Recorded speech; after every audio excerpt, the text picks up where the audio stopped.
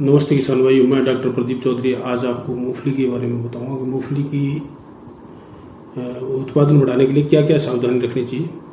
मूंगफली की दो तरह की किस्में होती हैं। एक तो फैलने वाली किस्में होती हैं जो बेल की तरह फैलती हैं, और इनके जो बेल की तरह फैलती हैं वो 2-3 फीट तक जाती है, 4 फीट 5 फीट भी जाती हैं।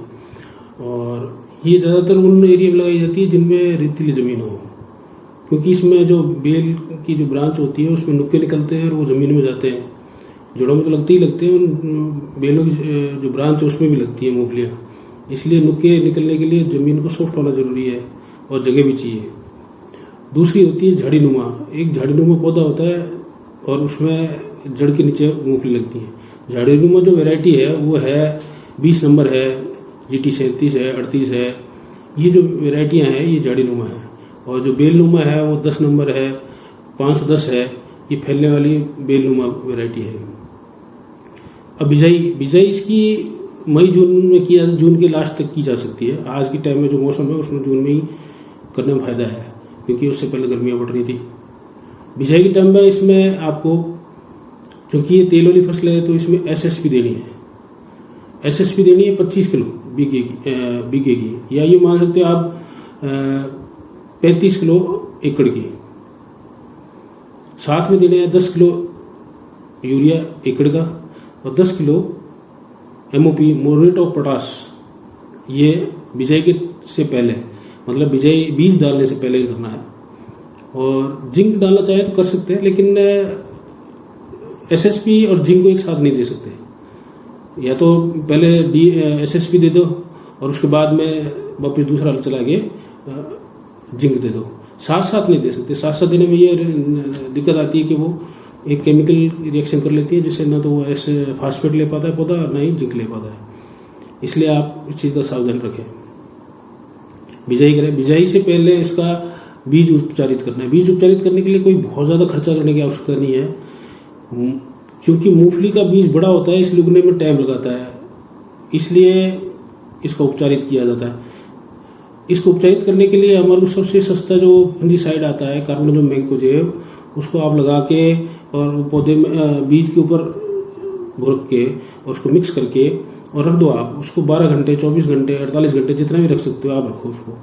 अगर आप जहर यूज़ नहीं करना चाहते तो ट्राइकोडर्मा भी यूज़ कर सकते हो आप। ट्राइकोडर्मा भी एक अच्छी दवाई है जो फंगस को कंट्रोल करती है। ये फंगस से बचाव के लिए अब आती है कि भाई कोई दीमक नहीं खा जाए, कोई कीड़ा नहीं खा जाए बीज को। उसके लिए क्लोरो इमिडा, इसका बिजाई से 2-3 घंटे 4 घंटे पहले आप इसका स्प्रे करके उसको बीज को उपचारित कर लो और सुखा के वापस बिजाई कर लो। ज़्यादा नहीं रख सकते आप। ये नहीं सकते कि आज आपने बिजाई कर लिया, दूसरे दिन बिजाई, आज तो बीज उपचारित कर लिया क्लोरो से या इमिडा से और दूसरे दिन में वो कर रहे हो। इससे बचना है।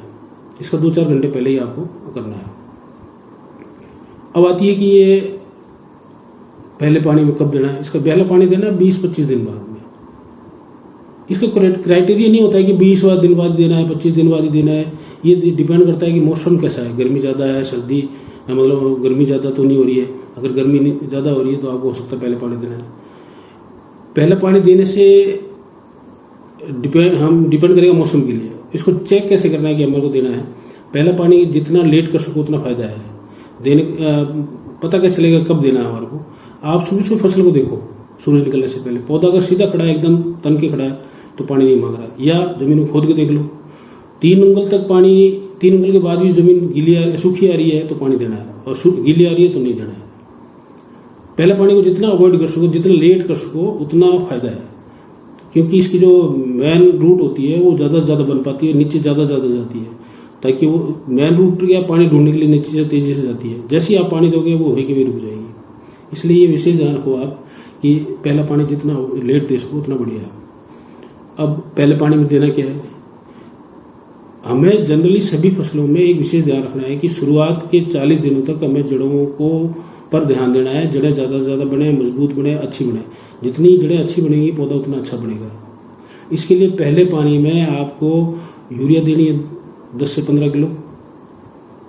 उसके बाद में फंगस की कोई भी दवा, इसमें आप कार्बोनोजम मैंकोजेब देना चाहो तो वो भी दे सकते हो 300 ग्राम बीघे का। और अगर ट्राइकोडर्मा दो तो सबसे बेस्ट है, सस्ता है, सस्ता है ये। और बहुत ज़्यादा महंगा डालने से कोई फ़ायदा नहीं है। और साथ में दो माइकोराजा। माइकोराजा जड़ों को बनाता है, इसलिए बहुत ज़रूरी है। यूरिया हो गया, माइकोराजा हो गया, और फंगस की दवाई होगी ट्राइकोडर्मा या वो है। उसके बाद में इसमें हमें 40 दिन तक हम इसकी जड़ों को डेवलप करते हैं। उसके बाद में हमें पौधे को डेवलप करना है। पौधा जितना अच्छा मजबूत बनेगा, हमारा फल उतना, फूल उतने ज़्यादा आएंगे। इसके लिए हमारे को 60 दिन पे मल्टी न्यूट्रिशन देना है। मल्टी न्यूट्रिशन के साथ में सल्फर का स्प्रे मारना है, क्योंकि ये तेलीय फसल है। तो हमने एक सल्फर तो एसएसपी के साथ में दे दी। एसएसपी में फास्फेट और सल्फर होता है। दूसरा सल्फर हमें देनी है 60 दिन बाद। 60 दिन पे हमें सल्फर देनी है, और multi nutrition 6 element multi nutrition जो आता है वो देना है। उसके बाद में 80 से 90 दिन पे एक सल्फर और देनी है। सल्फर ज़्यादा नहीं देनी, स्प्रे में देनी है। 80% की या 90% की जो आती है 2 किलो पर बीघा के हिसाब से या 3 किलो पर एकड़ के हिसाब से देनी है। बहुत ज़्यादा नहीं देनी है, ज़्यादा देने से भी कोई फायदा नहीं होता है, नुकसान होता है। इसके बाद में इसमें लगभग 110 की दिन या 105 दिन की जब हो जाए तो इसमें ह्यूमिक एसिड देनी है। साथ में देना है इसमें बोरोन प्लस 0050 पोटेशियम सल्फेट। ये 100-100 दिन 5 दिन की जब हो जाए फसल तब देनी है। इसके अलावा इसमें कोई विशेष वो परेशान होने की जरूरत नहीं है। पानी कम से कम देना है। ज़्यादातर किसानों की ये गलतफहमी है कि ज़्यादा पानी देने से फसल ज़्यादा अच्छी होती है। सभी फसल का अपना पानी का एक सिस्टम है। बहुत सी फसल है जो बहुत ज़्यादा पानी मांगती है, बहुत सी फसल है बहुत कम पानी मांगती है। ज़्यादा पानी देने से इसमें फंगस का अटैक ज़्यादा आता है। इसमें सबसे ज़्यादा जो डिजीज़ लगती है वो फंगस के कारण लगती है। जैसे काली जड़ बनती है, रूट रॉट बोलते हैं उसको। उसके बाद में जहाँ ज़मीन से ये बाहर आती है उसके जस्ट नीचे से ये काली पड़ जाती है, फंगस का अटैक आ जाता है। उसको क्रॉलर रूट बोलते हैं, वो भी फंगस की बीमारी है।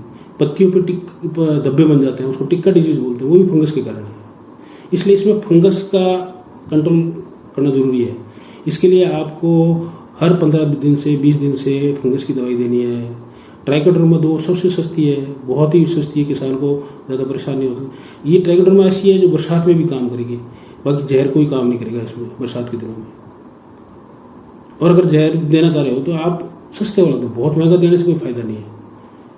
क्योंकि मूंगफली का फसल मैनेजमेंट करना बहुत जरूरी है। मूंगफली में बहुत ज़्यादा पैसा लगाने से कोई फायदा नहीं है। आप बाद में हिसाब करके देखोगे तो आपको बेनिफिट ही नहीं होगा इसमें। इसलिए इसमें 15 से 20 दिन के आसपास इसमें हर जब भी आप पानी दो तो फंगस की दवाई रिपीट करो। इसमें बहुत ज़्यादा कोई बीमारी नहीं आती, फंगस की ज़्यादा वो आती है। इसके अलावा अब के पिछली बार जो देखा गया था, कई किसानों में देखा गया, शिकायत आई थी कि पौधा गल गया पूरा। जड़ तो ठीक थी लेकिन ऊपर का पौधा जल गया था। ये भी फंगस की बीमारी है। ये उन खेतों में ज़्यादा होती है जिसमें ताज़ा गोबर डला हुआ होता है।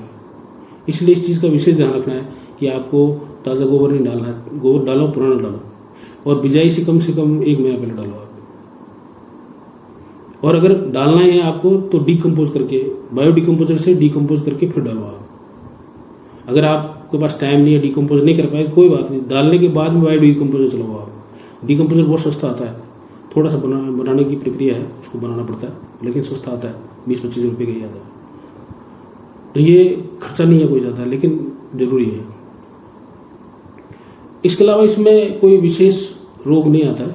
अब आते हैं इसमें कीड़ों की बात आती है तो इसमें एक तो लट लगती है, हरी लट लगती है। आपने कई बार देखा होगा कि इसके पत्ते हैं ना, वो दोनों पत्ते एक जैसे खाए हुए होते हैं। वो इसलिए आती है कि लट वहाँ होती है जहाँ से पत्ते तैयार बन रहे होते हैं, नए नए पत्ते फूट रहे होते हैं, वहाँ बैठी होती है, वहाँ ही खा लेती है वो।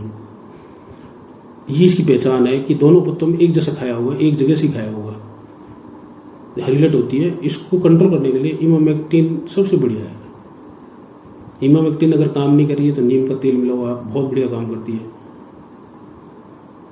इसके अलावा आती है इसमें गोजालट और दीमक का। गोजालट के लिए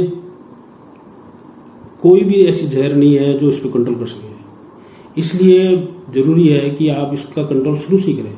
और विशेषकर बीकानेर, नागौर इस एरिया में बहुत ज़्यादा अटैक है इसका।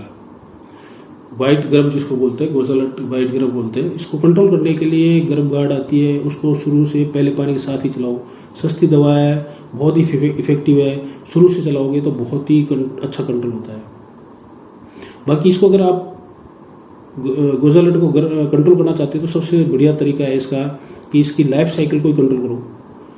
इसके जो अडल्ट होता है उसको बिबल बोलते हैं, ब्राउन कलर का छोटा सा कीड़ा होता है। ये शाम के टाइम लगभग 7-8 बजे के बाद में बाहर निकलता है और जाके खिचड़ी पे, बोल्टी पे बैठ जाता है और वहाँ पत्तियाँ खाता है।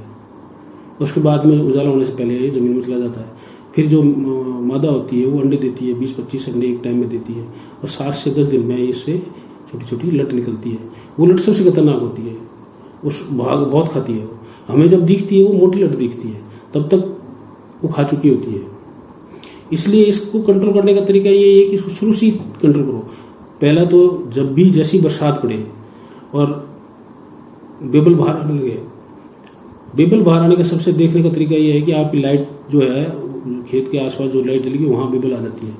लाइट से बहुत भागती है लाइट की तरफ ही, तो वहाँ देखो आप बेबल आ रही है। तो नहीं तो फेरोमोन ट्रैप लगाओ खेत में, उसमें भी आएगी तो पता चल जाएगा कि बेबल आ गई है। और जिन एरिया में आ रही है तो उसमें शुरू से कंट्रोल करो। इसके 2-3 मेथड आपको मैं बताता हूँ।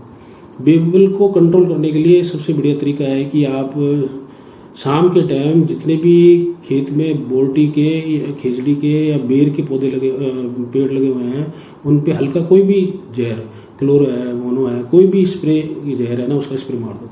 रात को बेबल बैठेगी, पत्ती खाएगी, पेट में जहर जाएगा, मर जाएगी। सुबह आपको बेबल खूब मिलेगी ढेर सारी। एक तरीका तो ये है। दूसरा तरीका ये है कि आप खेत में 4-5 जगह LED लाइट लगा दो, पीली वाली, और उसके नीचे आप तगारी रख दो, उसमें पानी रख दो, पानी में नीम का तेल डाल दो।